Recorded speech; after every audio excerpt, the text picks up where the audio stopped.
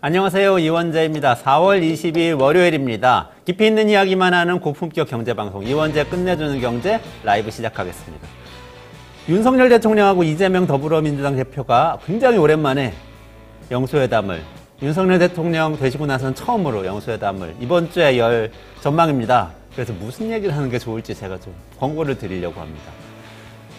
이재명 대표가 총선 때 이런 공약을 했어요. 전 국민에게 25만 원씩 지역화폐로 민생회복지원금을 1인당 조건 없이 지원해야 한다. 이거 지급하자고 공약을 했습니다. 이게 코로나 때 2020년에 우리 한번 했던 정책이긴 해요. 그때 전국민 재난지원금이라고 해서 평균 잡아서 한 4인 가구에 100만 원 정도, 그러니까 한 명당 25만 원 정도를 지급한 적이 있습니다. 자영업자 살리기 위한 거였어요. 지역화폐니까 지역에 있는 주로 소상공인, 매출액 일정 규모 이하인 곳들에서만 쓸 수가 있잖아요. 그런 정책이었는데 이번에도 그런 방식으로 소비 진작을 할 필요가 있겠다. 이런 공약을 했는데 이 의제를, 민생회복지원금 의제를 꼭 저는 영수회담 의제로 올려서 토론을 하시면 좋겠습니다. 전 실현이 되면 좋겠지만 실현이 안 되더라도 논의를 해볼 만한 가치가 충분히 있다. 이렇게 생각합니다. 아시는 분들도 계실 것 같은데 제가 기본소득세 전문가거든요. 기본소득세 연구를 오래전부터 했었어요. 그래서 2018년, 2019년에도 재정적으로 가능한 기본소득세 제안을 하기도 하고 여러 가지 토론을 했는데 이 사실 현금을 직접 지급하는 정책은 반대가 많긴 해요. 윤석열 대통령도 현금 지원은 재정 중독이다 그러면서 굉장히 비판하기도 하고 그랬었는데 이거 지금 굉장히 필요한 정책입니다. 그 이유를 제가 좀 말씀드리려고 하는데 내수 살리는 게 굉장히 중요해요. 자영업자들 살리는 게 지금 굉장히 중요한 시점이고 사실 지역화폐를 활용한 기본소득 정책이죠. 이런 재난지원금 형식의 민생회복지원금은 아마 직접적으로 자영업자들에게는 도움이 많이 갈 겁니다. 그런데 반대 의견도 물론 있어요. 굉장히 많아요. 오늘 아침 신문에도 쭉 보니까 동아일보, 조선일보 이런 데뿐만 아니라 한겨레 신문 같은 데서도 반대하는 글이 굉장히 많이 실렸습니다.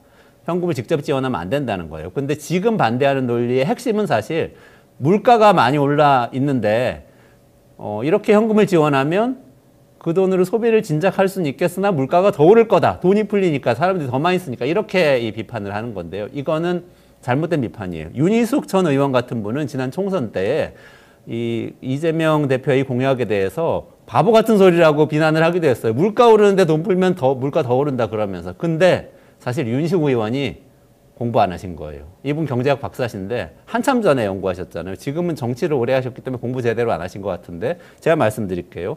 물가하고 지금 돈 푸는, 정부 재정으로 돈 푸는 거하고 직접적인 관련은 굉장히 많이 떨어집니다. 왜? 한국은행 이창용 총재가 이미 지난주에 발표를 했어요. 우리나라 물가가 현재 많이 오르고 있는 건 사실이다. 그런데 오르고 있는 물가는 뭐냐면 농산물 가격이 굉장히 많이 오르고 있다. 우리나라 물가 상승하고 있는 그 폭의 3분의 1 정도를 지금 농산물이 차지하는데 이게 기현상이고 이례적인 현상인데 농산물은 돈을 풀거나 해서 오르는 게 아니고 기후이기 때문에 공급이 부족해져서 오르는 거다. 그래서 이거는 금리나 재정을 가지고 잡기가 굉장히 어렵다. 이렇게 얘기를 했습니다. 다시 말해서 뭐예요? 농산물 가격이 물가 상승의 주범인데 이 농산물 가격을 잡기 위해서 돈을 쪼이는 것도 효과가 없으니까 돈을 푸는 게 농산물 가격을 오르는데도 효과가 별로 없겠죠. 그런 얘기입니다. 지금 생활물가라는 게 있고 근원물가라는 게 있는데요. 생활물가는 돈을 직접 풀면은 그 영향이 닿는 그 한계가 아주 명확해요. 예를 들면 기름값 같은 거예요. 외국에서 기름을 사오잖아요. 사우디에서 기름 수입하는데 우리나라에 돈 푼다고 사우디에서 사오는 기름값이 오릅니까? 안 오른다고요. 농산물도 마찬가지고요. 이런 상황이기 때문에 사실 이렇게 엄격하게 지역화폐 용도를 제한하고 규모를 제한하고 기간을 제한하고 해서 푸는 돈이 현재의 생활물가에 영향을 미칠 가능성은 사실 낮다. 저는 이렇게 생각합니다. 더하기 지금 정부 지출 늘려야 될 때입니다. 지난주에 우리 이상민 나라살림연구소 수석연구위원하고도 얘기했는데요. 지금 내수 경기가 사실 엉망인데 이걸 살리는 첫 번째 단추는 정부 지출 늘리는 걸로 시작해야 됩니다. 근데 정부 지출 늘리는 것 중에서 추경 예산으로 늘린다고 하면 제일 효과가 직접적이고 빠른 게 뭡니까? 현금을 푸는 거예요. 다른 것들은 효과가 그렇게 직접적이지 않습니다. 그리고 현금 풀어도 소비가 진작 안 된다 그렇게 또 분석을 하고 얘기도 하시는데 그것도 잘못된 비판인 게 사람들이 돈을 가지고 있다가 이 돈을 쓰지 않고 저축을 해놓으면요. 나중에 또 씁니다. 그리고 빚이 많은 사람들은 빚을 갚아요. 그러면 빚이 줄어들거나 저축이 생기면 나중에 적절한 타이밍이 왔을 때 다시 소비를 늘립니다. 결국에는 나중에 시간이 흐르면 효과가 있다는 거, 이런 이유 때문에 저는 이 민생회복지원금 25만 원 지급을 반드시 좀 이번 영수회담의 의제로 삼았으면 좋겠습니다.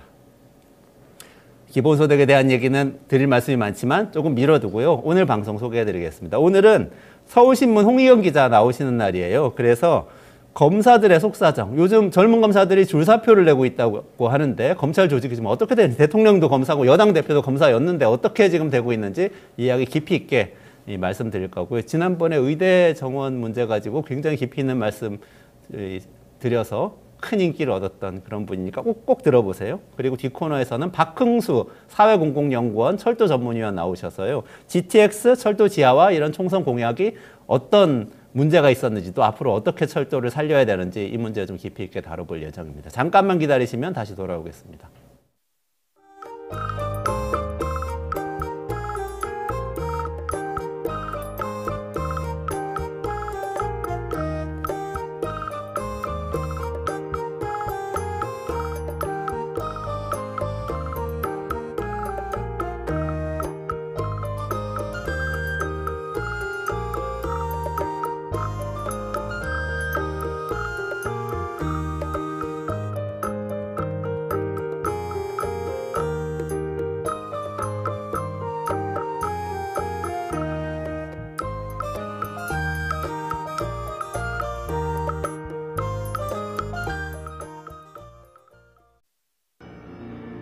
손정범 피아노 리사이틀. 독일 ARD 콩쿠르 피아노 부문 첫 한국인 우승자. 피아니스트 손정범이 들려주는 슈베르트, 쇼팽, 리스트의 걸작.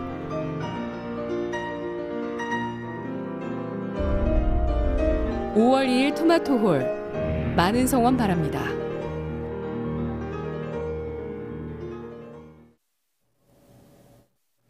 네, 호사관님 또 오셨네요. 반갑습니다. 네, 지역화폐 아주 저도 중요하다고 생각하고 민생회복지원금 꼭 지급이 됐으면 좋겠습니다. 자주 오시고요. 다른 분들도 모시고 오세요. 말씀처럼 지금 동접자가 오늘은 적어서 많은 날도 있는데 또 찾아와 주세요. 네, 무명님 기본소득 논의 중요합니다. 계속 좀 해나가면 좋겠습니다. 네, 이원재 끝내주는 경제 끝내주는 인터뷰 시간입니다. 검사들이 줄사표를 내고 있다고 그러는데요. 젊은 검사들이 특히 그렇대요. 검사가 대통령이고 검사가 잘 나가는 세상이 된 것 같은데 검찰 조직에 뭐가 문제가 생겼나? 이런 생각이 들어서 여기에 대해서 깊이 있게 취재하신 분을 모셨습니다. 서울신문 홍희경 기자 모시겠습니다. 안녕하세요. 어서 오세요. 안녕하세요. 네. 지난번에 의사 증원, 교사 문제 말씀 주셨는데 이번에는 또 검사 이야기를 해주신다고 하셔서 근데 궁금한 게 말씀 듣고 사실 이거 다루겠다고 하신 거 듣고는 검사가 지금 역사상 가장 잘 나가는 시대 아닌가? 이런 생각이 들었어요. 그렇지 않나요? 예, 이게 어떻게 하다 보니까는 의사, 교사, 검사, 그러니까 우리나라에서 부모님들이 잘 됐으면 좋겠다, 이게 자녀에게 됐으면 좋겠다 싶은 직업들을 도장 깨기를 하고 있는 그런 기분인데요. 이게 지금 다른 직업도 그렇지만 검사는 특히 더 그런 것 같아요. 그러니까 위층이랑 아래층이 너무 다릅니다. 그러니까 저희가 생각하는 검사는 지금 대통령이라든지, 그러니까 검찰이 사실 대통령의 친정 조직이잖아요. 그렇죠. 그러니까 한동훈 위원장도 검사 출신이고. 그렇죠. 그래서 우리가 생각하기에는 정말 저도 지금 말을 좀 조심해야 되는 그런 집단으로 생각이 되는데 잘못 말했다가 뭔가 수사가 들어올 거예요. 괜찮습니다. 폐를 끼치지 말아야 되는데, 근데 이건 어디까지나 윗선들의 이야기고요. 그러니까 한동훈으로 대표되는 그 스타 검사, 그리고 스타 검사라는 게 나올 수 있었던 환경들이 아무래도 있습니다. 예를 들면 방송에 노출을 많이 한다든지, 뭐 검사가 직접 얘기하는 게 많아진다든지, 그다음에 입법 구조나 이런 게 검사나 이런 법조인들을 국회로 끌어들이는 그 파이프라인이라고 할까요? 그게 활성화됐던 시기가 사실은 참여정부 이후로 쭉 이어져 왔기 때문에 이제 저희가 그렇게 생각을 하지만 마치 검사 조직을 보면은 요즘에는 그 윗선에 한동훈과 같은 그 스타 검사가 있는 그쪽과 반면에 좀 아래쪽에 있는 되게 생활형 검사라고 자기를 지칭하는 분들의 조직이 마치 두 개의 조직이 한 지붕에 있는 것 같은 그런 느낌이 들 정도로 좀 생경하게 좀 다릅니다. 그렇군요. 아니 그러니까 검사 중에서 아주 잘 나가는 그 정치 검사들은 잘 나가는데 정치할 생각도 없고 뭐 조직에서 일단 좀 뭔가 잘 해보고자 하는 젊은 검사들은 좀 힘들다. 지금 이렇게 정리가 되는 건가요? 예. 사실 검사들이 그동안에도 저희가 많이 알고 있는 게 특수부라든지 공안부에 있는 그런 몇몇 검사들은 지역 근무도 잘 안 하고 서울에서만 근무하고 약간 그런 특권 계층처럼 움직인다. 하지만 나머지 80% 이상의 검사들은 생활형으로 민생사건이나 이런 걸 많이 한다라고 했잖아요. 근데 요즘에 나타나는 특이한 점은 뭐냐면은 그런 이른바 스타 검사들이 윗선에 포진이 돼 있고 생활형 검사들이 아래쪽에 포진이 돼 있다는 겁니다.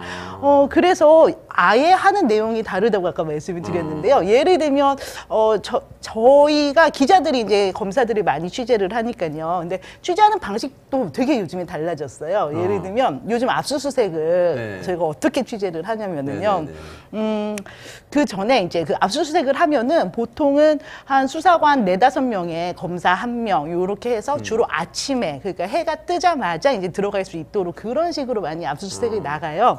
근데 그렇게 나가면은 거기에서 이제 뭐 점심 때까지 하면은 밥도 먹고 해야 되니까 이제 그런 비용들이 검사들이 내는데 원래 아주 좋은 거 먹을 것 같은데 느낌상 아니 그러진 못하고 이제 막 압수수색 빨리 끝내야 되니까는 김밥이나 이런 거를 해요. 그런데 제가 한 5-6년 전에 취재하다가 이제 들은 게 요즘에 그 브랜드명 얘기해도 되나요? 고봉민 김밥이나 리김밥이나 이제 이런 프리미엄 김밥들이 나와서 검사들이 너무 고통스럽다는 거예요. 왜요? 그 왜요? 그랬더니 예전에 김밥 천국 때는 김밥이 한 줄에 1,000원이니까 그러니까 아니 몇만 한 10만 원 이렇게 해서 보내주면 커피까지 이렇게 할 수가 있었는데 그 비용도 너무 들고 이런 얘기를 하는데 이게 그거를 검사 개인 돈으로 수사관들한테 주는 보통은 거예요? 이제 그런 뭐 예를 들면 특수활동비가 있을 수도 있고 그게 없으면은 뭐 검사 개인 또 검사 카드가 있으니까 그런 걸로 할 텐데 그게 부담이라는 거예요. 근데 그 이전에 검사들의 분위기는 사실은 어땠냐면은 예를 들어 홍준표 의원이라든지 아주 옛날 분이지만 이런 분들, 이런 분들 같은 경우에는 나는 집에 월급을 가져가 본 적이 없다 검사 시절에는 이런 식의 이제 약간 허세 비슷한 그러니까 이런 게 통용되는 그런 문화였어요. 그러니까 뭐 집이 부자였을 수도 있고 뭐 여러 가지 아니면 뭐 특수활동비가 많았을 수도 있고 그 사정은 잘 알 수는 월급은 없지만 안 가져가고 딴 돈 가져간 거 아니에요? 또 뒷돈 같은 거. 그래서 제가 5-6년 전에 이제 검사님들이 이런 것도 부담이다. 정말 수사 여건이 너무 좋지 않다라고 말씀을 하실 때는 좀 엄살 아닌가라고 생각을 했는데 실제로 보면은 요즘은 그래서 어떻게 하냐면 이런 불만이 정말 내부적으로 문제가 되다 보니까는 압수수색을 가면은 아침에 김밥이나 샌드위치를 일괄적으로 시켜요. 그래서 이제 그거를 가지고 가는. 그러니까 왜냐하면 먹을 거를.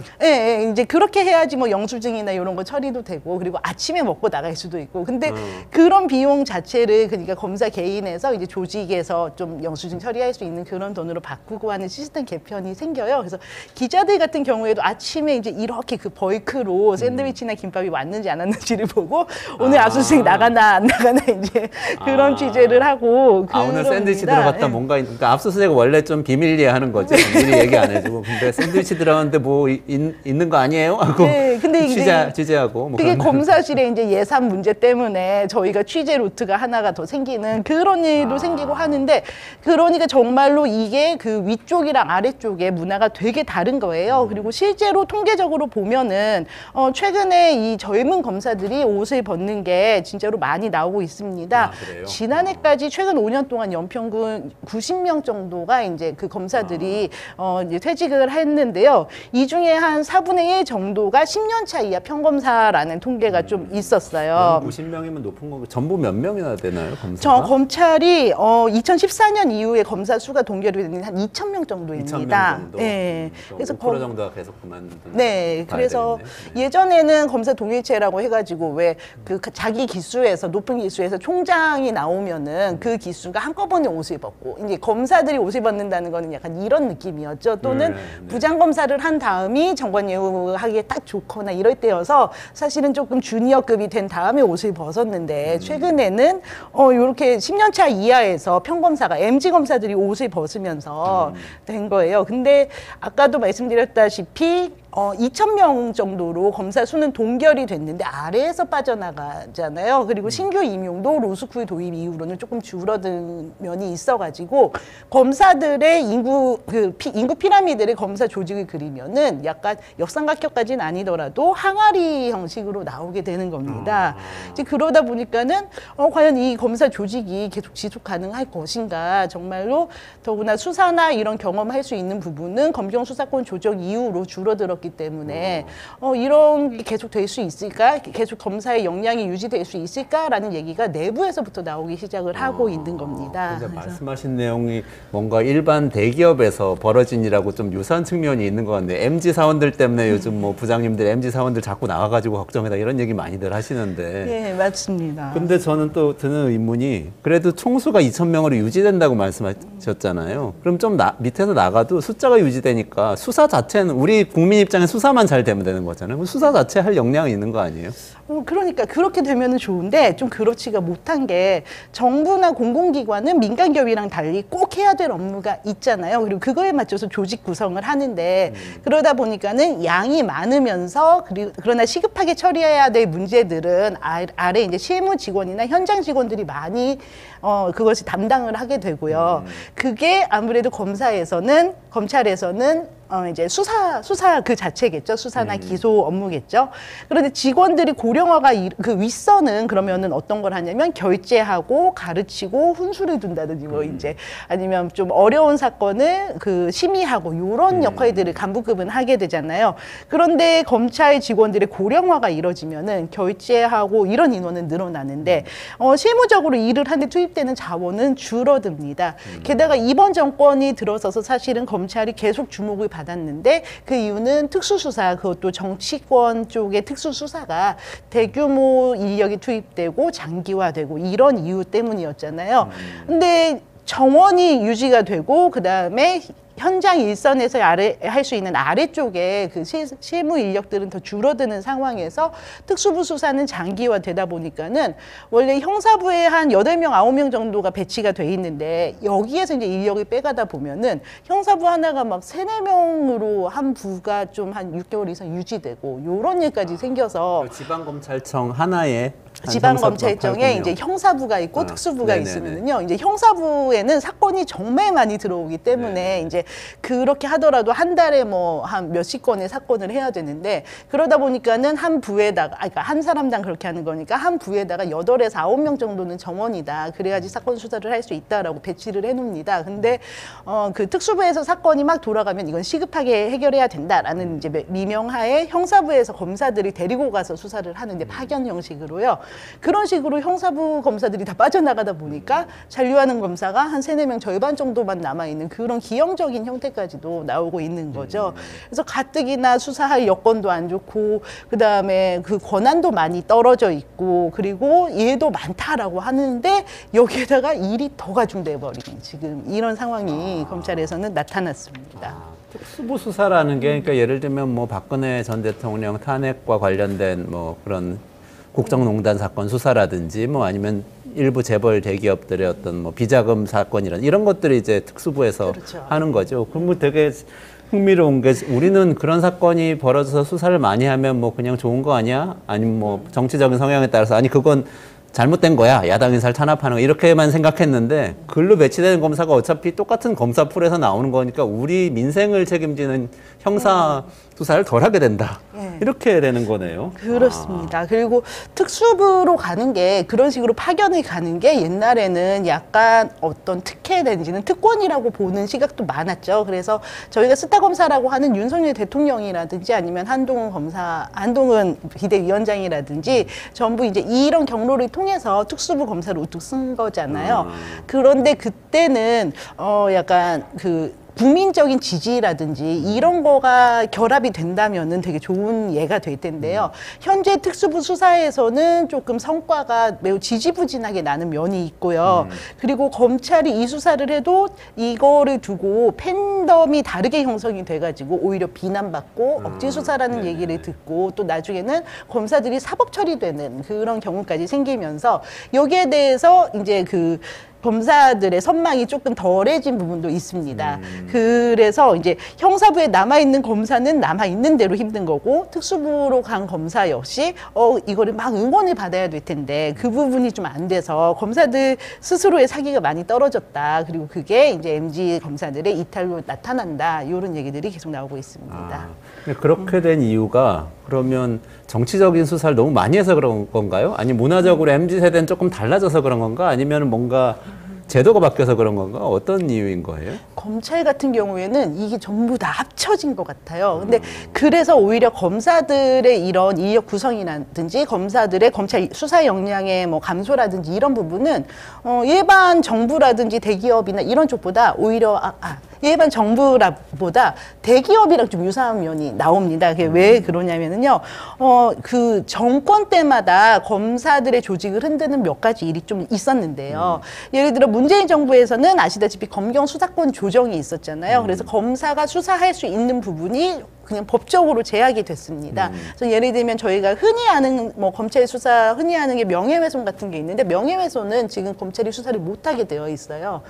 그래서 뭐 이제 그런 부분들이 있어서 검찰이 뭐 이렇게 파생되는 수사를 한 다음에도 이게 절차적으로 할 수 있는 수사인지 안 해야 되는 수사였는지 거기서부터 따져 들어가야 되는 그런 부담들이 생기고요. 그보다 앞서서 박근혜 대통령 시절에는 사실 검찰 내부의 그 파벌 정치가 되게 극에 달했던 거죠. 그래서 윤석열 대통령만 해도 댓글 조작 사건을 수사를 하다가 이제 저기 한직으로 가셨다가 다시 복귀하고 이런 식의 파장이 생겼잖아요. 그리고 진천에 이제 법무연수원, 검찰연수원이 있는데 이쪽으로 이제 서로 그 정적이라고 할까요? 서로 그 진보 보수 성향의 검사들이 이렇게 막 번갈아 가면서 그쪽으로 약간 가는 그런 게 생겼었잖아요. 좌천인 거죠? 네, 좌천이죠. 근데 저희가 좌천이라고 쓰고 뭐 그렇게 했는데 사실 그 안에서는 막상 그 진천에 가서는 그렇게까지 험악하지는 않았던 것 같아요. 그래서 뭐 또 이게 일을 많이 하던 검사들이 아무래도 그쪽으로 많이 가시다 보니까는 가셔서 저희는 이제 좌천 됐으면 시 쓰고 요렇게 있을 거라고 생각을 하지만 그러지는 않고 뭐 어떤 분은 가가지고 뭐 새로운 교육과정도 개발하고 또 어떤 분은 가셔가지고 여기 사슴 한번 키워보겠다고 사슴 농장도 좀 만들어놨다가 이제 보수분이 사슴 농장 만들었는데 진보분이 가셔가지고 사슴이 다 도망가서 거기 이제 고라니로 다 채우고 막 되게 그 많은 에피소드들이 있었더라고요. 그래서 이게 실제로 그렇게까지 뭐 거기서 그렇게 험악했는지는 모르지만 그렇지만 검찰의 조직에서 볼 때는 정권에 따라서 또는 거대한 수사를 한 번이나 두 번 잘못한 거에 따라서 조직이 이쪽이 확 쓸었다가 다른 쪽이 확 쓸었다가 그래서 뭐 그 조직에서 내려오던 기수 문화라든지 이런 것들이 파괴되고 이런 거를 조직이 한번 겪은 거죠. 그래서 정치적인 파벌 싸움을 제대로 이제 그동안 겪었고요. 그리고 그 전에 보다 근본적인 이거는 참여정부 때부터 시작했던 그 로스쿨 도입으로 인해서 검찰의 임용 체계가 모두 개편이 되었습니다. 네. 아까 대기업과 검찰이 좀 비슷하게 조직 구성이 조직 문화가 빠르게 변화하고 있다라고는 말씀을 드린 것 중에 하나가 대기업 같은 경우에도 공채가 사라지면서 공채가 많이 사라지면서 그 인력 구조가 항아리형으로 좀 변화하는 모습이 생겼고 그러면서 그동안의 교육 체제라든지 이런 것들이 모두 약간 형해화된다고 할까요? 그런 문제들이 생기니까요. 그런 건 상관없어요. 미투 문제 있었잖아요. 뭐 서지영 검사 사건도 있었고 검찰의 여러 가지 이런 내부 조직상의 문제들 이런 것들은 어떨까요? 검찰의 조직 문화가 오히려 군대보다도 더 군대스러운 그런 문화였었고 거기에서 소수인 여성들이 되게 많은 피해를 본다든지 심지어 자살하는 검사도 생기고 되게 많은 그런 일들이 생겼잖아요. 그런데 제가 이제 그때쯤에 취재를 했었는데 검찰 출입을 했었는데 그때 보면은 어떻게 보면 그런 미투라든지 괴롭힘으로 인한 순직이라든지 이런 것이 검찰 조직 문화에 가 바뀌는 원인이기도 했지만 어떻게 보면은 검찰 조직 문화가 변화한 결과인 것도 같았습니다. 왜냐하면 그 전에도 이런 문제들이 계속 있었는데 어느 정도 조직의 힘이 빠지고 그리고 조직원들이 자기들의 그 불합리한 면을 얘기할 수 있는 분위기가 좀 생겼다는 거 그런 부분이 아마 작용을 했던 것 같아요. 그런데 그때도 당시에 미투나 뭐 그런 애도하는 분위기 그리고 조직 문화를 바꿔야겠다라는 그런 각성이나 이런 게 정말로 좋은 쪽으로 연결이 되었으면 좋았을 텐데요.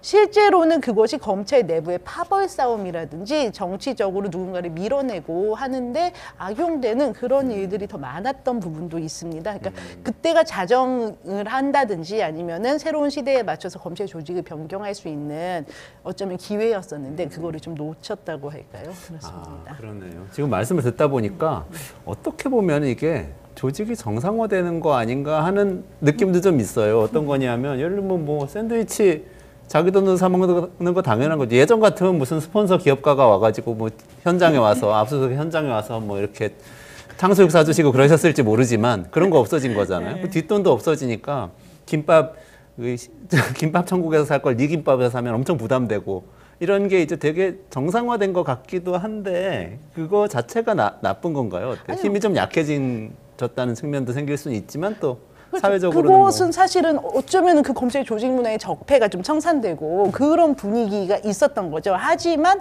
그 안에서도 문제는 근데 이제 그게 어떤 합의를 이뤄서 조직 문화가 좀 올라갔으면 좋았을 텐데 그게 아니라 그냥 정치적 파벌에 의해서 쟤네들은 저런 나쁜 짓을 했으니까는 우리가 개혁할 거야라는 뭔가 그 개혁 세력의 그런 의제 이런 식으로 나오면서 오히려 그냥 보수와 진보의 그 양극화는 더 심해지고 그리고 위 아래가 더 그 격차는 커지고 그러면서 인재풀이나 그러니까 검찰의 인재풀이나 이런 풀 자체가 위축되는 그런 현상이 저는 나타났다고 봅니다. 그러니까 예를 들면은 최근에 뭐 윤 대통령 인재풀이 너무 적다 이제 이런 얘기 많이 하는데요. 친정인 검찰에서도 보면은 돌려쓰기가 되고 있어요. 검찰이 그래도 2,000명이나 있는 건데 그 안에서도 결국은 우리 편이 있고 저쪽 편이 있다 뭐 이렇게 생각이 되는 거고 검찰 내부에서 이런 게 만연한다면은 저희가 수사라든지 이런 거에 대해서 시민들이 좀 수긍하기가 어려운 면이 점점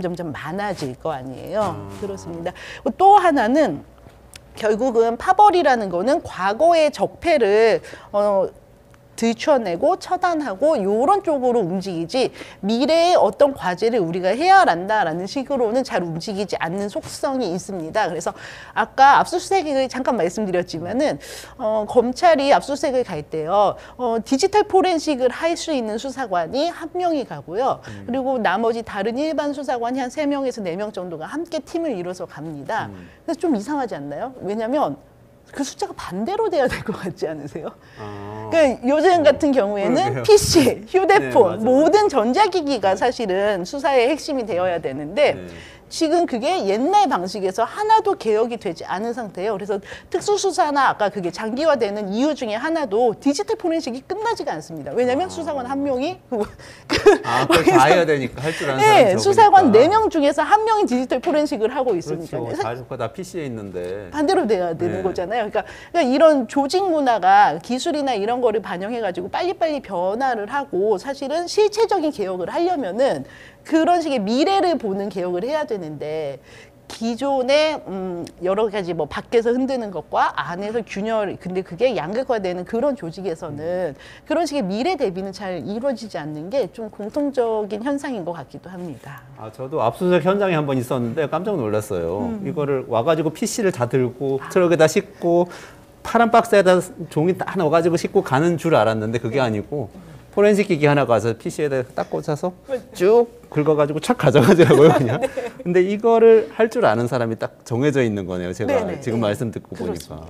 그 효율성이 굉장히 많이 떨어지는 건데 이렇게 될 가능성은 없나요? 제가 이제 말씀을 듣고 보니까 제도적으로 로스쿨이 도입됐고 이른바 검수완박, 검경 수사권 분리 일어났고 그리고 검찰 내 여러 가지 뭐 예전에 스폰서 검사 사건이니 뭐니 여러 적폐 사건들이 있었는데 그것도 그래도 꽤 많이 정리됐고 지금은 그런 상태에서 새로운 세대의 검사들이 들어왔어요. 젊은 검사들이. 근데 이분들은 해야 될 일 예전하고 다르죠. 직접 수사 덜 하니까 권한이 아무래도 줄어들고 돈도 막 스폰서 받아서 쓸 수 없고 현대적인 직장인처럼 살아야 하는데 이분들이 성장을 해서 더 뭔가 더 나은 조직 문화를 다시 새롭게 구축해 가거나 아니면은 조금 이제 완전히 제도를 바꿔가지고 경력직 검사, 다른 대기업들 공채 없애고 막 경력직 많이 뽑잖아요. 이제 경력직을 뽑아서 좀 더 이렇게 유연한 조직을 만들거나 이렇게 좀 발전해 나가는 새로운 방향을 잡아야 되는 건 아닐까요? 그렇게 갈 가능성은 어떻게 보세요? 저도 사실은 그게 검사들을 위해서도 그렇지만 우리나라 시민이나 아니면은 우리나라 경제를 위해서도 그게 너무 필요하다고 생각을 합니다. 그러니까 최근에 보면은 검사들이 이렇게 활동을 할 수 있는 게 그런 절차적인 문제뿐만이 아니라 제도적인 뒷받침도 되게 안 되고 있다라는 생각이 많이 들어요. 그러니까 최근에 제가 조금 이럴 수 있겠다라면서 조금 의미심장하게 봤던 게 어떤 거냐면은요. 그 테라폼랩스의 권도영 대표가 지금 몬테네그로에서 송환이 되냐 안 되냐 하는데 이분이 다국적자이기 때문에 미국으로 갈 수도 있고 우리나라로 올 수도 있잖아요. 근데 그분으로 인해서 피해를 받던 금융 피해자들이 한국으로 오지 말고 미국으로 가라라고 성명을 내셨어요. 2번이나 내셨는데 그 이유를 여쭤봤더니 한국에 와서는 이런 금융범죄의 형량이 별로 높게 되지 않을 거라는 거예요. 그러니까 여러 가지 금융범죄 중에 제일 형량이 높은 그것만 적용을 한대요. 근데 가상화폐 사기 사건인데 네. 한국에 와서는 충분히 처벌을 안 받을 것 같은 미국으로 가라라고 피해자들이. 피해자들은 수억 원씩 지금 피해를 봐가지고 네, 어떻게든 네. 처벌을 많이 했으면 좋겠는데 한국은 그 제도가 지금 안 돼 있는 거죠. 그런데 물론 이게 법 체계보다 큰 얘기긴 하지만 근데 미국에서는 범죄를 다 합산을 하는 겁니다. 그러면은 금융범죄라든지 피해자가 다수인 범죄에서는 100년 이상, 150년 이런 형량이 나오는 거죠. 그러니까 금융 피해자들 입장에서는 어차피 변제를 못 받을 그러면은 이분이 미국에 가서 차라리 처벌이라도 많이 받으면 좋겠다라는 얘기를 하는 거예요. 만일 그 생활형 검사들은 예전처럼 크게 터트리는 수사라든지 재벌을 잡겠다든지 이런 거에 대한 수사 욕구가 사실은 덜하다고 봅니다. 그런데 이게 저는 국민들한테는 좋은 일이라고 생각을 해요. 왜냐하면 재벌을 잡고 뭐 이런 거는 사실 통쾌한 일일 수 있지만은 사실은 다단계라든지 코인이라든지 그리고 뭐 은퇴자금 다 투자했는데 요런 거 사기치거나 뭐 요런 분들을 처벌하는 게 훨씬 더 그런 효과가 크다고 보거든요. 그렇지만 실제로는 이거를 수사를 해가지고 그러니까 센세이션 할 수 있다라든지 아니면 실제적으로 검사가 내가 정말 큰일을 했다라는 효능감을 느낄 수 있는 그런 법 체계 자체가 아닌 거죠. 그래서 그런 부분들을 생각을 하면은 큰 틀의 제도나 아니면은 법에 대해서 조금 지금 MG 검사들이 생각하는 그런 효능감이 좀 맞아 떨어질 때 그때 좀 제대로 된 개혁이 되지 않을까 이런 생각을 하고 있습니다. 그렇군요. 큰 변화가 필요한데 이번 검사님이 대통령인 상황에서 될 수 있을려나 잘 모르겠네요. 시간이 다 돼서 더 깊이 있는 이야기는 좀 미뤄두고 계속 나오실 거죠? 지금 홍희경 기자님하고 지금 3번을 했는데 의사 전공의 얘기 한번 하고 젊은 교사들 얘기하고 젊은 검사들 얘기 3번째로 했어요. 근데 이 새 그룹, 새 집단이 사실 우리나라에 10년, 20년 뒤에 우리나라 끌고 갈 사람들이잖아요. 네, 지금도 실무적으로는 끌고 가고 있는데 네. 그때 리더가 될 분들인데 그들이 몸담은 조직이 사실 형해화되고 있다, 무너지고 있다. 지금 이 말씀 계속 해주시고 있는 거예요. 그렇죠? 네, 네. 그리고 사실 이거를 계속 말씀을 드리는 거는 저희가 선망하고 교육에서 제일 지향하는 쪽이 무너졌다는 얘기는 다른 데는 저는 초토화된 방증이라고 좀 생각을 해요. 그러니까 다른 데는 이런 불만조차 한 번 목소리도 못 내고 지금 초토화가 됐고 그나마 여기는 그래도 힘이 있는 곳이라서 이런 문제가 있다라고 모순을 자꾸 얘기를 하는데 저희가 너희는 그래도 이 와중에 잘 나가는 사람들인데 그만 좀 얘기해라고 말을 할 수도 있겠지만은 그렇지만 그 아래에서는 목소리가 더 나오지를 않고 찾을 수가 없기 때문에 위에서의 모습부터 시작해서 이게 아래로 내려가면은 더 취약계층으로 내려가면 어떤 모습이 될지를 살피는 것도 하나의 방법이라고 생각하고 있습니다. 네, 고맙습니다. 의료개혁 좋고 교육개혁 좋고 검찰개혁 좋은데 의료가 교육이 검찰이 그 조직이 제대로 기능할 수 있도록 바꿔야 되고 그러려면 거기 있는 사람들을 잘 들여다보고 정말 작은 생선을 굽듯이 아주 조심스럽게 좀 바꿔나가야 된다. 이런 말씀을 일단 새기고 오늘 여기서 마무리를 될까요? 좋은 정리 감사합니다. 네, 수고하셨습니다. 네, 고맙습니다. 서울신문 홍희경 기자님이었고요. 조금만 기다리시면 사회공공연구원의 박흥수 철도 전문위원님 모시고요. GTX 철도 지하화 이 문제하고 우리나라 철도의 미래에 대해서 얘기하겠습니다.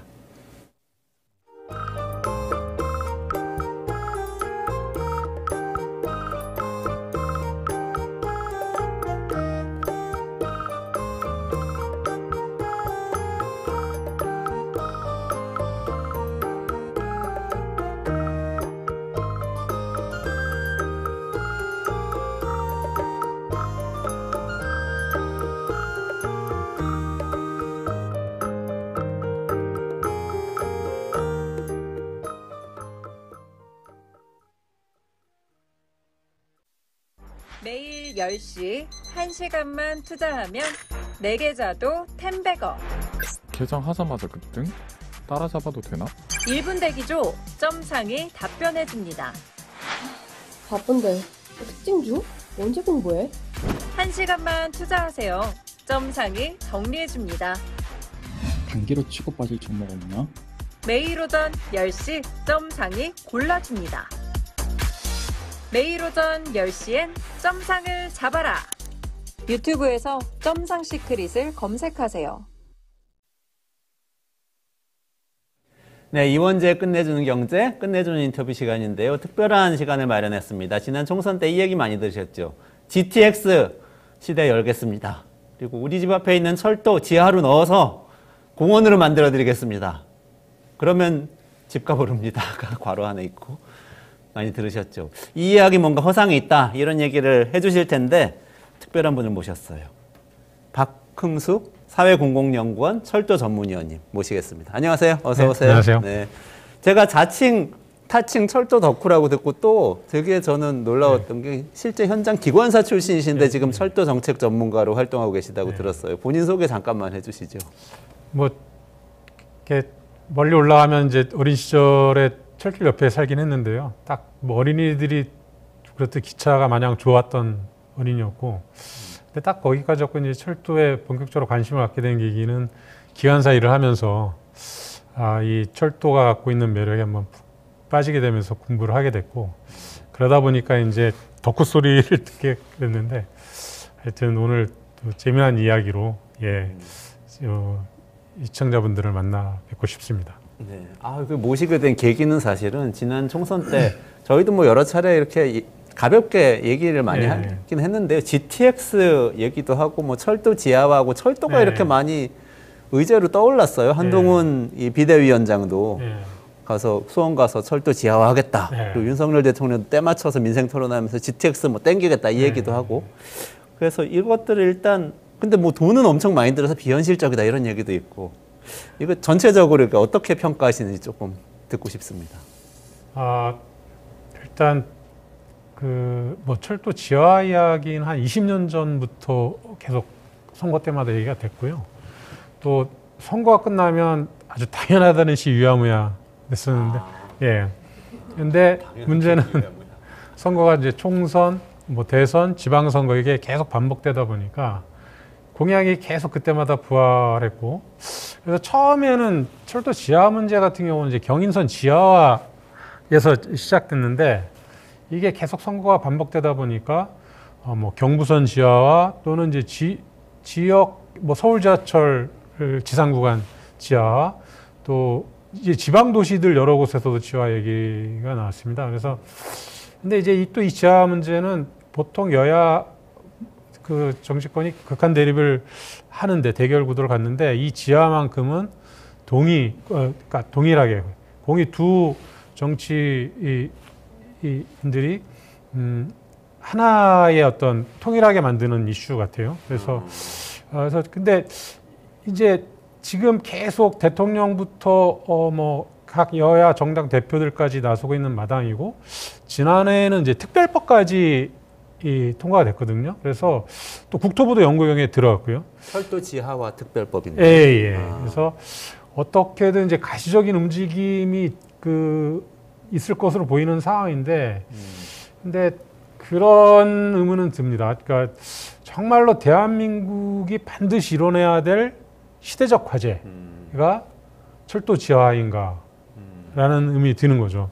또 이 철도 지하화가 뭐 반드시 시대적 과제가 아니더라도 주민의 어떤 우리 삶의 어떤 그 향상을 위해서 필요한 건데 그렇게 비용이 많이 들지 않는다라고 한다면 또 생각해 볼 수 있는데 이 비용이 지금 얘기되는 게 뭐 80조, 100조 이렇게 얘기하고 있거든요. 근데 80조는 4대강 사업을 4번 하는 비용이에요. 그러니까 우리가 과거에 4대강 사업 하나도 엄청난 그 비용으로 거대 토목 사업을 해서 많은 난맥상을 보여줬다고 얘기하는데 그것에 4-5배 되는 그 공약을 내세우고 이게 집행한다고 한다는 것은 한국 사회가 갖고 있는 모든 사회경제 에너지를 쏟아붓는다. 근데 그렇다면 그것의 결실이 우리 사회에 제대로 또 올 것인가 할 때는 그건 또 많은 의문점이 남는 부분입니다.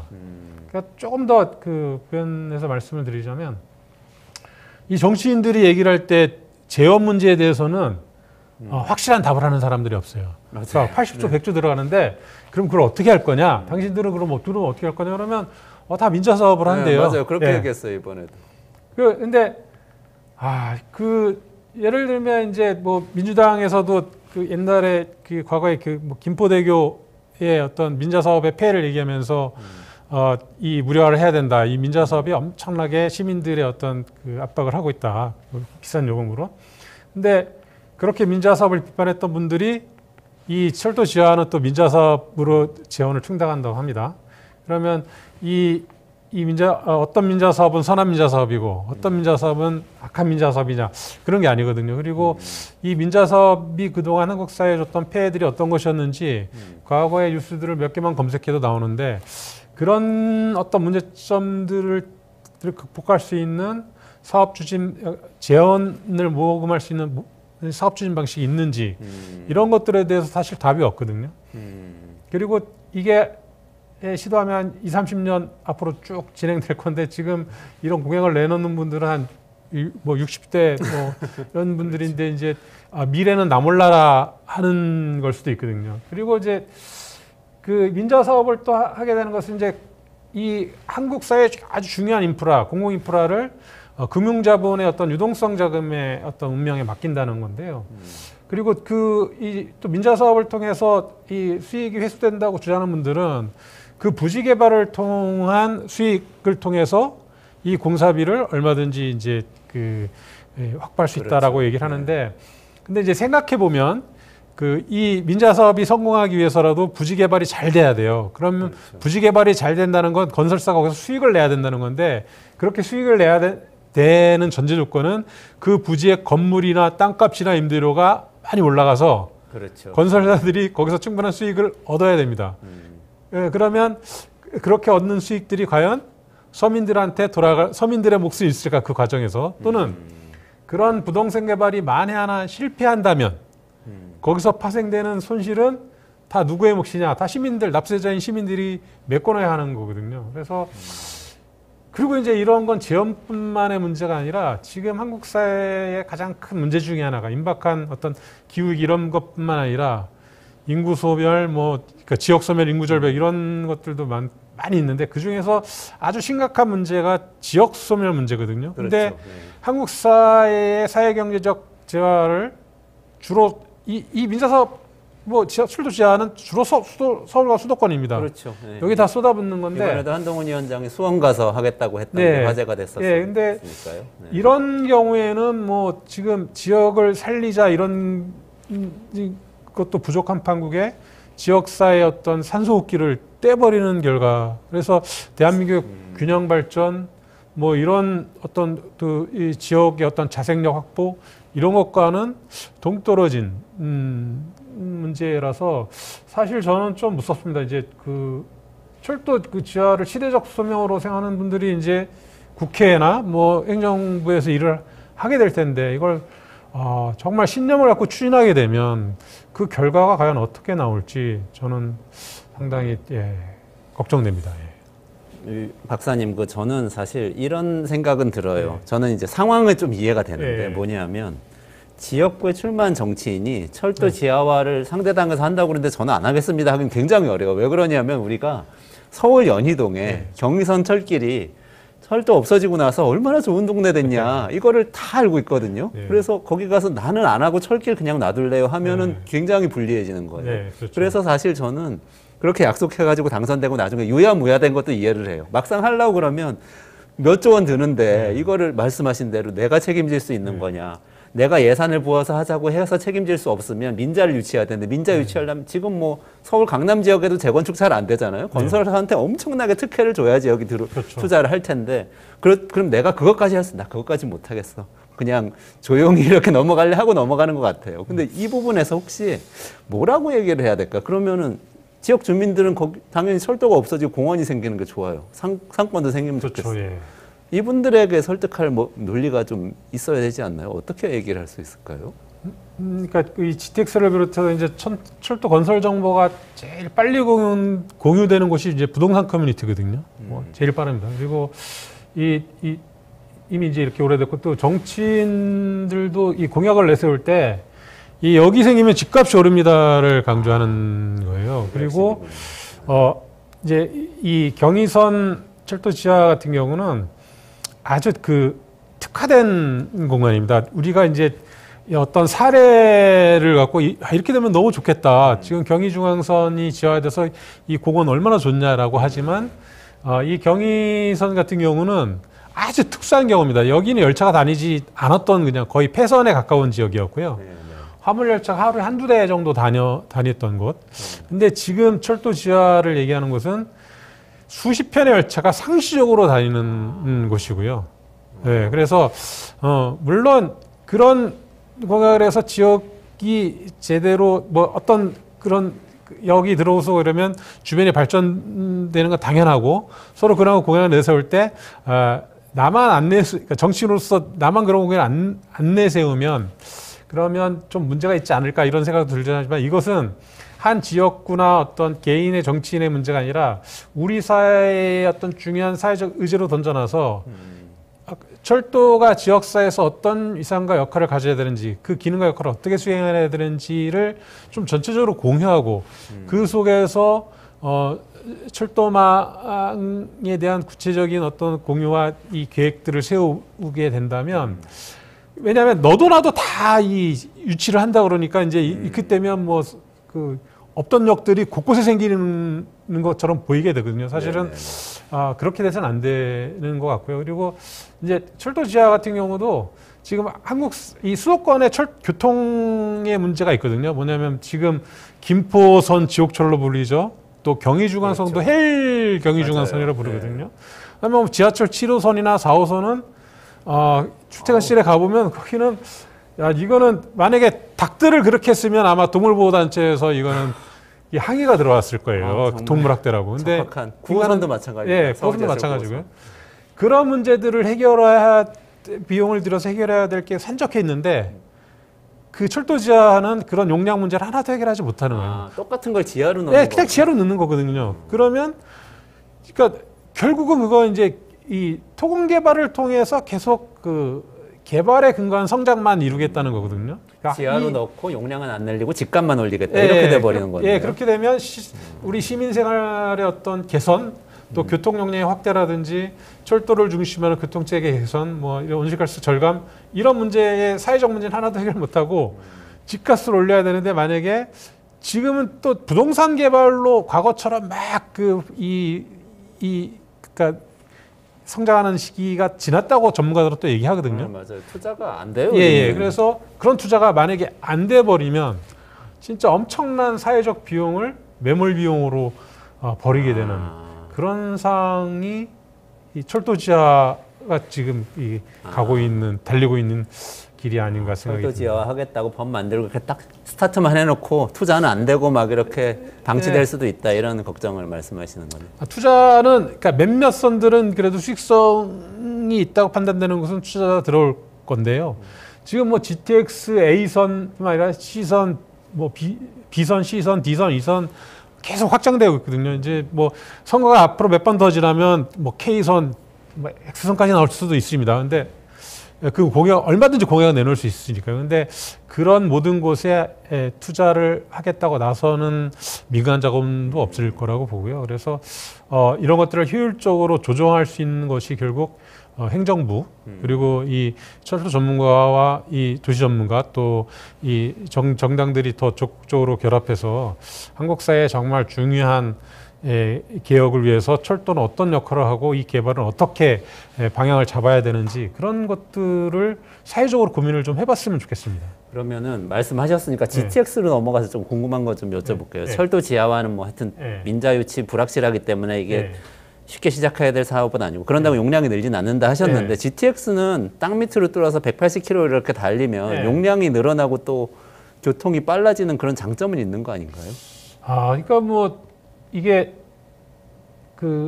보통 이제 사실 시속 180km GTX 교통혁명 이렇게 얘기하는데 현대 철도 시스템에서 선로와 신호 시스템이 받쳐주면 속도를 이렇게 올리는 거는 어려운 게 아닙니다. 지금 사실 GTX의 가장 기본 개념은 수도권 인근에서 서울까지 빠른 시간에 진입하겠다 이거거든요. 근데 이런 역할을 하는 철도가 지금도 존재합니다. 지금 기차 중에 그 수원역에서 이제 뭐 경부선이나 이제 뭐 장항선 이런 데서 이제 올라오는 그 통근 열차들이 있는데 대전에서 또 출발하고요. 이런 열차들이 있는데 이 열차가 수원에 도착하면 엄청난 승객들이 타게 됩니다. 그 KTX 아니고 뭐 무궁화호, 무궁화호, 새마을호도 좀 무궁화호 열차인데요. 네. 근데 이 무궁화호 열차가 수원에서 영등포역까지 20분 만에 출발합니다. 저도 많이 타봤어요. 그거 진짜 편리하더라고요. 그러니까 일반 그 옆에 나란히 이제 전동차들이 다니는데 그것보다 3배 정도 빠르거든요. 그러니까 근데 이 무궁화호의 최고 속도는 135km 정도에 불과해요. GTX보다는 훨씬 느리죠. 근데 그래서 문제는 속도보다는 정차역과 또 얼마나 빨리 이제 이 역에 접근해서 승객들의 편의성을 도와주는지. 그래서 사실 지금 한국 사회에 그러니까 수원에서 영등포 정도의 도로 환경을 가진 곳에서 아침 러시아워에 20분 만에 주파할 수 있는 교통수단은 무궁화호가 유일해요. 무궁화호가 교통혁명인데요. 근데 사실 GTX는 이런 무궁화호 개념을 확산시킨 거죠. 그러니까 이게 이 뭐 수원에서만 갈 수 있는데 뭐 고양시, 분당, 곳곳 의정부 이런 외곽, 양주 이런 곳에서도 서울에 빨리 진입을 해야 되는데 근데 이 노선들은 이미 서울시는 고밀도로 이렇게 개발이 돼 있고 또 지하철도 1, 2, 3, 4, 7, 8호선까지 있기 때문에 그것을 뚫고 가기 힘들어서 대심도로 갈 수밖에 없는 또 한계가 있는 거죠. 그런 기술적인 이유 때문에 예.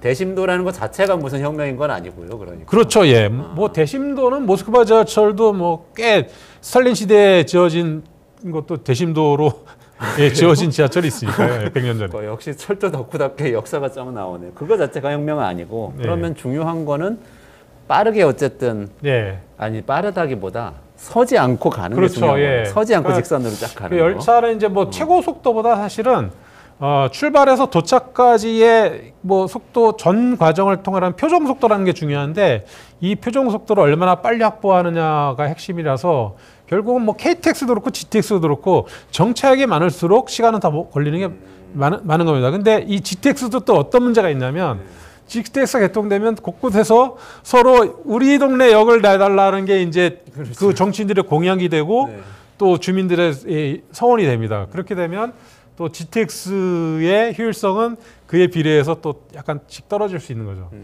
그래서 그러니까 GTX, 그러니까 성과 강조에서 이제 출도착 시간만 강조하는 경우가 있어요. 뭐 동탄 이번에 이제 개통된 동탄에서 수서까지 가는데 뭐 17분 만에 걸렸다. 근데 사실 요거는 이제 GTX의 성과를 막 얘기하기 위해서 강조하는 거고 실제로는 우리 이동을 아주 상식적으로 생각하면 집에서 역으로 가야 되죠. 그렇죠. 또 역에서 역산에 이동을 해야 됩니다. 근데 GTX는 70m 아래로 내려가야 돼요. 70m. 예, 대심도니까. 얼마나 걸리죠? 이동 시간이 꽤 걸립니다. 예를 들면 우리 서울 지하철 1호선 서울역에 타면 그냥 계단 내려가면 열차를 탈 수 있어요, 바로. 근데 이건 그게 아니라 70m 대이동을 해야 되고. 서울 지하철보다 어느 정도 더 깊은 건가요? 비교를 해보죠. 서울 지하철은 5m 정도 내려가요. 그래요? 70m면 열 몇 배 더 내려가야 되는 거네요. 그러니까 역에서 집에서 역을 가야 되고 역에서 역산에 이동을 해야 되고요. 또 열차를 타고 고속으로 이동을 한다고 하지만 이동을 해야 되고 또 환승을 하고 또 열차를 타고 이동해야 되고 역산에서 다시 올라와서 역에서 다시 목적지까지 가야 되는 이 전 과정에서 과연 이제 이 교통 GTX가 빠른 속도로 빠르게 이동하는 건 달성했지만 전체 이동 과정을 이게 혁명적으로 이끄는지의 여부는 그러니까 이 교통망을 어떻게 설계하고 역사 접근성을 어떻게 하고 또 서민들이 감당할 수 있는 저렴한 교통요금 체계를 어떻게 갖출 것이고 이런 것들이 다 보완되지 않으면 GTX 혁명은 말로만 그칠 수 있다 이런 얘기가 되는 거죠. 우리 지금 서울에서 그 인천공항 가는 공항철도 있잖아요. 그거 되게 깊이 들어가는데 그렇죠, 그거보다 더 들어가는 건가요? 예, 그것도 GTX? 더 들어가죠. 왜냐하면 인천공항철도보다 GTX는 더 밑으로 지어지거든요. 아, 인천공항철도가 그것도 한 3, 4층 내려가야지 탈 수 그렇죠, 있잖아요. 예. 에스컬레이터 타고 그것도 5분, 10분 걸리는데. 그러니까 지하철이 1호선이 제일 얕고요. 7층까지라고 예. 말씀하시네요. 그다음에 2호선이 얕고 갈수록 뭐 7호선 같은 경우 또 5호선 같은 경우도 이제 여의도 여의나루역 같은 경우는 이제 강둑에 있기 때문에 맞아요. 하염없이 내려가거든요. 네, 네, 네. 뭐 7호선도 용마산역 같은 경우는 산등성이 있기 때문에 깊이 내려가야 되고요. 근데 이 정도 내려가는 수준이 아니라 아예 대심도라고 작정하고 지하로 넣었기 때문에 꽤 깊이 내려가야 되는 거죠. 예. 실제로는 GTX 열차 안에 앉아 있는 시간보다 올라갔다 내려갔다는 시간이 더 걸릴 수도 있겠다. 17분이면 그렇게 생각할 수도 예. 있겠네요. 보통 그 보도된 바에 따르면 이제 기자가 한 이동하는 시간 6분 걸렸다고 하는데 그 아마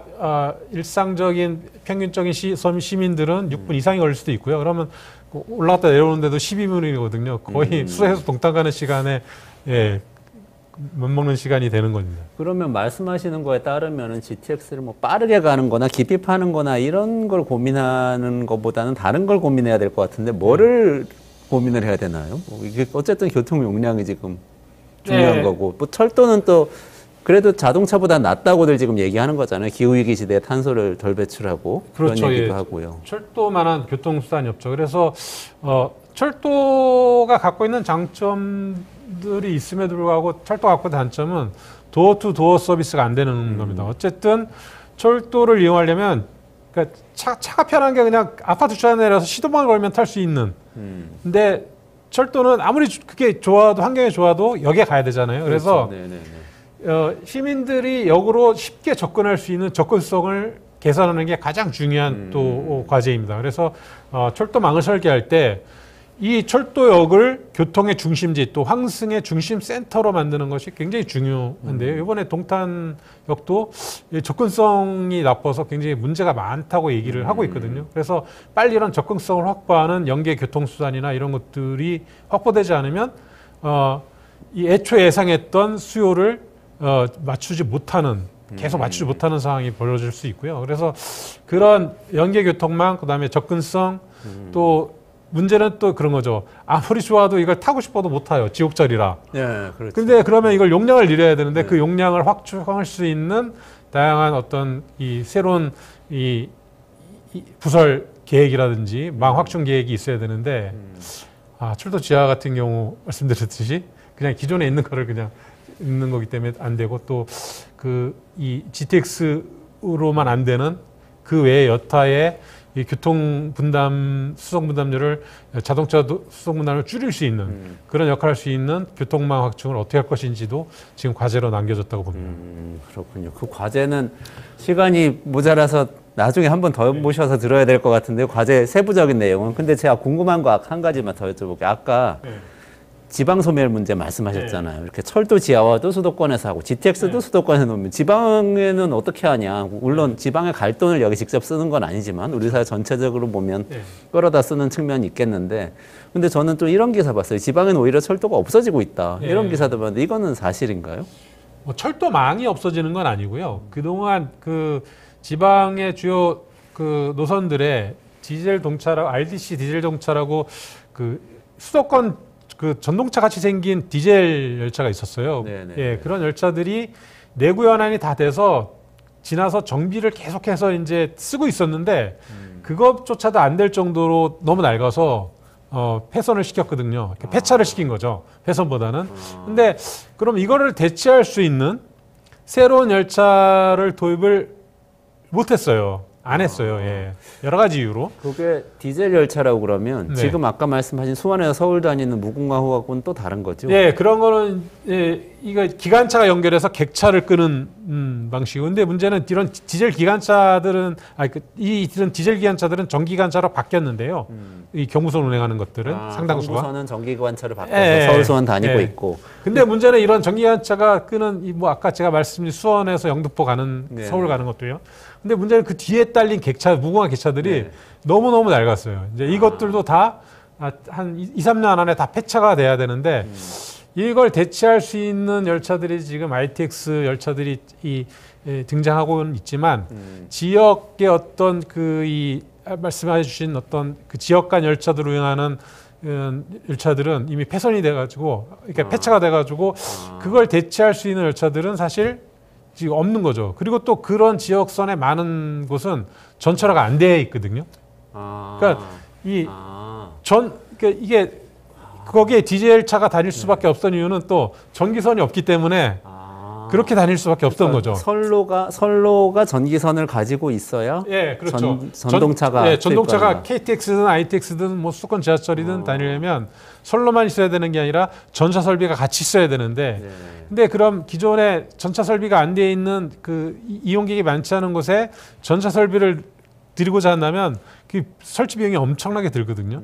그러니까 수익 대 비용 편익성 보면 이게 제대로 안 나와서 거기를 투자할 수 있는 환경도 안 되는 조건입니다. 그래서 이런 경우에는 이제 선진국 같은 경우는 수소 열차들을 만들어서 전기가 없어도 친환경 수소 열차로 열차 서비스를 제공하기도 하는데 한국은 이런 수소 열차 개발이 지금 잘 늦고 있어요. 뭐 수소 트램 이런 건 개발되고 있는데 그래서 이런 수소 열차들이 개발된다면 그런 지역 간 철도에도 활용할 수 있고 또 한국의 열차 제작 능력 또 기술력도 확보할 수 있고 또 수출을 통해서 그 세계 시장에서 경쟁할 수도 있고 이런 여러 가지 장점이 있음에도 불구하고 또 기후위기에 대응할 수 있는 주요 수단이기도 하고요. 근데 그런 것들은 그 국가의 주요 정책 사업에서 이렇게 약간 뒷전에 밀려져 있는 것 같아요. 그리고 워낙 또 이제 이런 게 있어요. 그러니까 열차가 잘 안 다니니까 불편하니까 사람들이 이용을 줄이게 되고 이용을 줄이게 되니까 또 수익이 안 나오니까 더 열차를 더 줄이게 되고 더 불편해지니까 이 악순환이 되면서 지역이 다 소멸을 이렇게 더 가속화시키는데 이걸 선순환으로 만들 수 있는 철도 서비스가 좀 적극적으로 제공해야 될 필요성이 있지 않나. 지금 지역을 살리는 매개체로서 이 철도 서비스가 중요한 거죠. 디젤 동차 없어졌던 그 지역들이 보통 어떤 지역들인가요? 그러니까 경부선은 지금 전동화가 다 된 거고 말씀. 그렇죠. 경부선, 호남선, 뭐 전라선 전동화 됐고요. 지금 이제 이 동해 삼척 구간, 뭐 포항 영덕 구간 이렇게 해서 그 부산에서부터 지금 휴전선까지 제진까지 새로운 신선이 건설되고 있는데 그 요번에 그 운행이 중단된 곳은 이제 전철화가 예정돼 있는데 이 전철화가 여러 이유로 또 미뤄졌어요. 그러니까 공사가 늦어지니까 그 공사가 재개되면 거기에 이제 전동차가 다닐 수도 있지만 그 기간 동안은 새로운 열차를 투입할 수 있는 여력이 없는 거죠. 뭐 생산된 열차는 없고 이미 낡은 열차는 폐차시켰고 그리고 그런 선 외에도 예를 들면 광주역에서 그 광주 송정역까지 다니던 셔틀 전철, 그러니까 셔틀 디젤차 이런 것들은 없었는데 그건 수익성 문제 때문에 사라진 면이 크거든요. 그래서 그런 것들에 대해서도 좀 우리 지자체라든지 정부 또는 철도공사들이 서로 좀 지혜를 모아서 지역 간 철도망이 재구치를 할 수 있는 프로젝트를 좀 진행해야 되지 않나 이런 생각도 들긴 합니다. 그거는 당장의 수익성만 따지거나 해가지고는 할 수가 없겠네요. 그렇죠. 예. 이게 어떤 국가 기관망이라고 생각하고 투자를 해야만 되는 것인데 또 민자 사업을 할 수 있는 것도 아니고. 그렇죠. 여기 이런 곳은 민간 사업자들은 죽어도 안 들어옵니다. 그렇죠. 그런데야말로 국가가 역할을 해야 된다 이런 생각이 드네요. 그러면 마지막으로요, 박 선생님 오셨으니까 그래도 지금 총선 지나고 여러 가지 정책 비판적으로 말씀해 주셨는데 앞으로 철도 정책 이 방향으로 가야 된다. 간략하게 좀 말씀해 주시고 오늘 좀 마무리를 해야 될 것 같아요. 사실 그 지난 20년 동안 한국 철도 정책을 수행한 이제 국토부에서는 그 철도 민영화 또는 경쟁 체제를 통한 효율성이 가장 중요한 중심 태제라고 볼 수 있는데요. 근데 빨리 이것을 극복하고 철도가 임박한 어떤 기후 위기 이런 것들에 대응하고 철도 수상 분담을 높여서 지역사회의 소멸을 막고 또 이 환경을 개선하고 여러 철도가 갖는 장점을 극대화하기 위해서라도 철도가 갖고 있는 그 효율성을 확대하기 위해서라도 조화로운 철도 시스템을 마련해야 된다. 그래서 극단적인 경쟁 체제나 민간 투자 방식을 적극적으로 추진하는 것보다는 철도의 공공성을 확보하는 노력들이 지금 시급히 필요한 때가 아닌가 이렇게 생각을 합니다. 저 말씀하신 것 중에 진짜 그 열차 폐차하는 디젤 전차를 폐차하는데 수소 열차 투입하자는 거 굉장히 인상적이에요. 수소 경제에 우리나라가 투자해서 앞서가자고 맨날 말로만 하는데 그런 데서 좀 실험하면서 그렇죠. 그런 게 새로운 모티브가 돼서 한국이 수소 경제의 어떤 세계적 선도 국가가 될 수도 있었었죠. 예. 지난 정부 때 적극적으로 했었던 것 같은데 이번 예. 정부 때 좀 덜하고 있는 예. 것 같고 그런 구체적인 정책 내용은 나중에 한번 좀 따져보면 좋을 것 같습니다. 어쨌든 오늘 철도에 대해서 말씀 나눠봤는데 GTX 철도 지하화 뭐 말은 번들한데 어느 정도나 실제 우리의 삶을 낫게 할지는 굉장히 의문이다고 말씀 주시면서 오히려 무궁화호나 전동차나 수소열차 이렇게 조금 대안적인 철도를 생각하면서 어쨌든 철도는 기후위기 시대에는 굉장히 중요한 거기 때문에 이렇게 전국에 깔아서 지방 소멸을 막는 인프라를 좀 만들어 보자 이렇게 말씀을 주셨습니다. 저는 굉장히 많이 배웠는데 오늘 처음 같이 방송해 봤는데 어떠셨어요?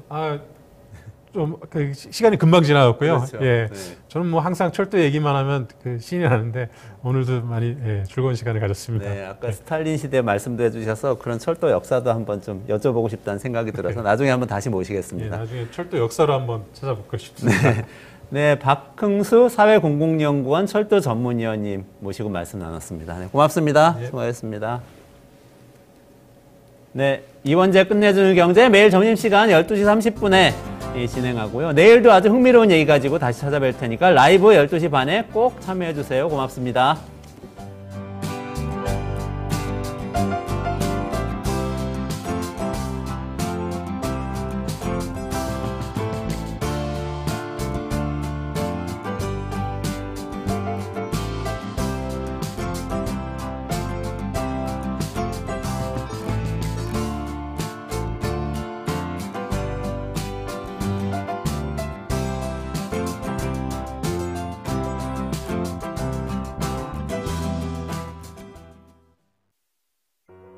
우리아이재단에서 뜻을 함께할 정기 후원자분들을 기다립니다.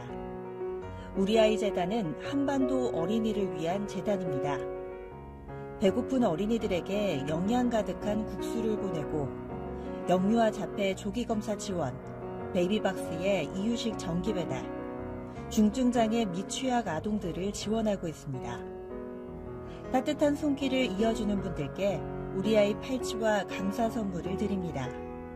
지속적인 지원을 통해 더 많은 어린이들에게 도움을 줄 수 있도록 정기 후원자가 되어주세요. 후원 문의 02-2128-3344, 2128-3344